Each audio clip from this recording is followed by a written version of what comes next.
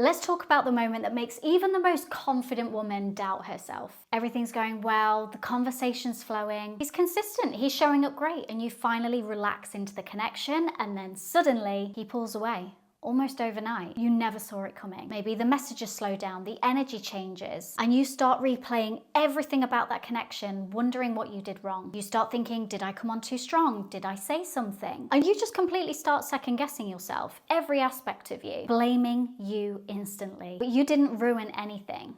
What you actually triggered was a pattern. And sometimes that pattern is an attachment wound coming to the surface. When someone grows up in environments where closeness felt quite unpredictable or unsafe, intimacy can register as danger. Their body can sometimes say, oh, this is too close, too soon, and then they withdraw themselves to calm down. That's just avoidant wiring. Has nothing to do with lack of attraction. But other times it isn't trauma at all, it's just emotional immaturity. But we try to give excuses for these kinds of people by just labeling them as an avoidant. Oh, they're an avoidant, this is what they do, they pull away. But the truth is some people just never learn how to manage uncomfortable situations. They don't know the best way to say, I'm feeling a bit of pressure, or I'm not quite getting this connection. Or even, I don't actually know what I want yet, but I don't want to string you along in the process. So instead of communicating those things, they just disappear. They avoid any form of conflict that they think is going to arise because it feels easier than just being honest. And that's not some deep psychology stuff, that's just a skill gap that they need to learn. But it's not your responsibility to teach them that, and it certainly isn't your fault either. Your job isn't to diagnose which one he is.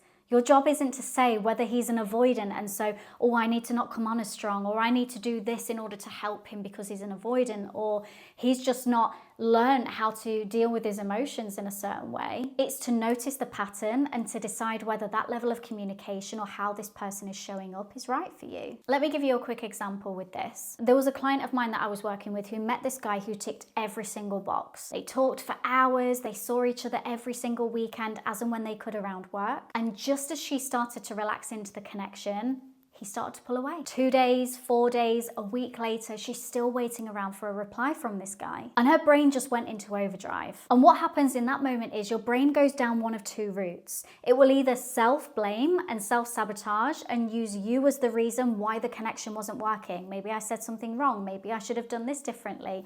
Or sometimes we can gaslight ourselves in a way by saying things like, oh, he's scared about how much he loves me. He's just figuring it out. I know how much he likes me really, he's just a little bit scared. And so then she started sending another text and another text just to show that she was available for him whenever he was ready to come back into her life. But she never had anything back from this guy. A whole month later, this guy is replying, saying, sorry, just been super busy, hope you're okay, and tried picking things back up with her again. And here's what this client did so differently after we'd worked together. She didn't overanalyze anything, she didn't chase any clarity. She just simply said to this guy, I like consistency. If that's something you're open to, great.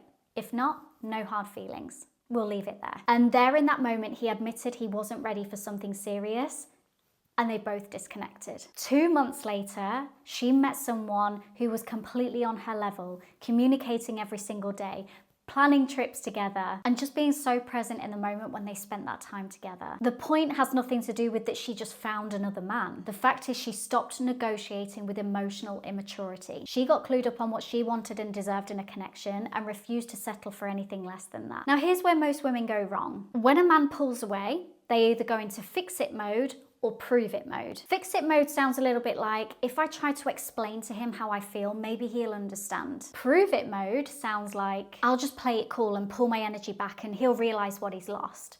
I'll take a few hours to reply to his messages. Both are still reactions of fear. You're letting his inconsistency dictate your energy instead of leading with your own. So here's what to do instead. When you feel that pullback from him, don't start rushing to close the gap. Pause in the moment and name what's happening. My body wants certainty and reassurance right now. Ground yourself, feet flat on the floor, shoulders open, and just slowly exhale the air from your body. Then choose to respond from calm, and not panic. I always say to my clients, never ever act when you're emotionally triggered, because chances are whatever action you choose to take when you're emotionally triggered, you'll probably regret further down the line. So one example of choosing calm over panic might be sending a final message just to set a boundary, or maybe not even messaging at all, knowing that this person isn't in alignment with what you want in a relationship. But the power lies in responding once, if you feel that you want to respond, rather than repeatedly trying to message over and over again. Because pulling away doesn't mean having a fear of love. Sometimes it just means someone isn't capable of mature communication.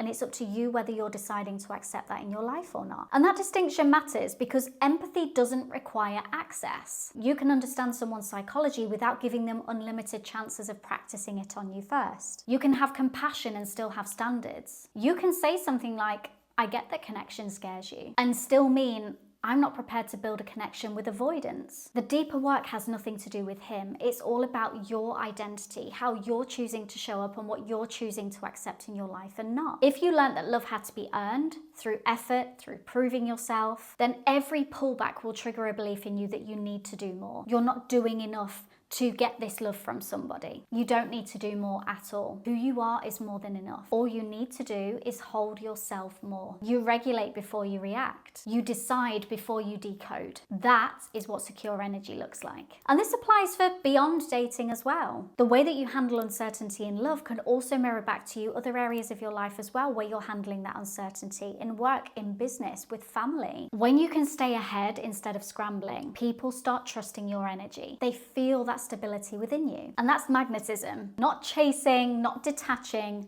leadership from within yourself. That certainty that you are making the right decisions for you, in love and in life. So if someone pulls away, remember, it's not your job to convince them to communicate. And it's definitely not your job to wait for them to become ready. Your job is to notice what that distance activates within yourself and to lead that feeling instead of being led by it. Because when you're being led by that feeling, chances are you're going to regret the decisions that you're making in that moment. Sometimes people can withdraw from a connection because they're scared, and sometimes because they're just careless with their emotions. Either way, how you respond decides the outcome for you. If this resonates, hit subscribe. Every single week, I break down the psychology behind dating patterns so you can stop analyzing and start embodying secure love. And if you're ready to take this even deeper, I have a whole host of different ways to help you, from one-to-one coaching to on-demand courses. And I'll teach you the exact frameworks and tools that will help you stay grounded and aligned with the love that you truly want and deserve. You don't need someone to come back in order for you to feel chosen. You just need to keep showing yourself that you can stay grounded even in times of uncertainty. That's what real security in love looks like.